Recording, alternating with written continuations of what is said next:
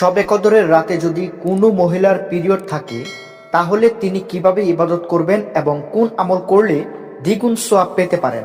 প্রিয় দর্শক, সে সম্পর্কে আজকে আলোচনা করব, তাই ভিডিওটি না টেনে সম্পূর্ণ দেখবেন। সুপ্রিয় দর্শক, অনেক বোন আছেন যারা শবে কদরের রাতে পিরিয়ডের কারণে নামাজ পড়তে পারেন না, এজন্য তারা খুবই কষ্ট পান এবং মনে করেন তারা হয়তো এই বরকতময় রাতের সওয়াব থেকে বঞ্চিত হয়ে গেলেন। কিন্তু তা একদমই না। ইসলাম এত সুন্দর একটি দিন যে এখানে কারোর জন্য ইবাদতের দরজা বন্ধ হয় না।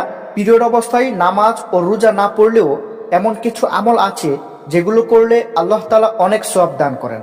চলুন জেনে নেই সেই গুরুত্বপূর্ণ আমলগুলো সম্পর্কে। প্রথম আমল হচ্ছে বেশি বেশি জিকির করা।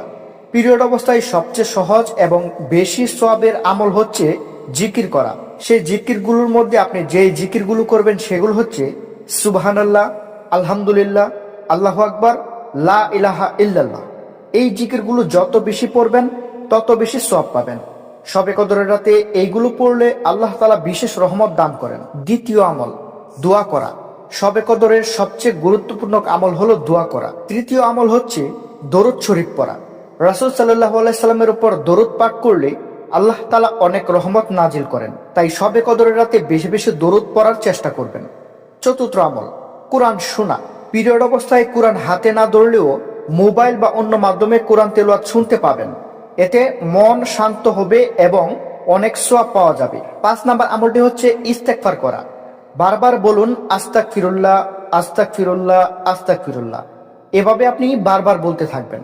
এতে আল্লাহ তাআলা গুনাহ মাফ করেন এবং রহমত নাজিল করেন। তো প্রিয় বোনেরা, আপনারা যারা পিরিয়ড অবস্থায় আছেন, মানে আপনারা ইবাদত থেকে, নামাজ থেকে বঞ্চিত আছেন, তারা অবশ্যই আমার বলে দেওয়া এই আমলগুলো করবেন। ইনশাআল্লাহ আল্লাহ রাব্বুল আলামিন আপনাকে অনেক সওয়াব দিবে। এই আমলগুলো করলে আল্লাহ তাআলা অনেক বেশি সওয়াব দেয়। তো প্রিয় বোনেরা, মনে রাখবেন, পিরিয়ড হওয়া আল্লাহর দেওয়া স্বাভাবিক একটি বিষয়। এজন্য আল্লাহ কাউকে গুনাহগার করেন না, বরং নিয়ত ভালো থাকলে আল্লাহ তাআলা অনেক সওয়াব দান করেন। তাই শবে কদরের রাতে মন খারাপ না করে এই আমলগুলো বেশি বেশি করুন। ইনশাআল্লাহ আল্লাহ আপনাকে এই বরকতময় রাতের সওয়াব দান করবেন। ভিডিওটি ভালো লাগলে লাইক দিন, শেয়ার করুন এবং ইসলামিক আরো গুরুত্বপূর্ণ ভিডিও পেতে আমাদের চ্যানেলটি সাবস্ক্রাইব করে পাশেই থাকুন। আসসালামু আলাইকুম, আল্লাহ হাফেজ।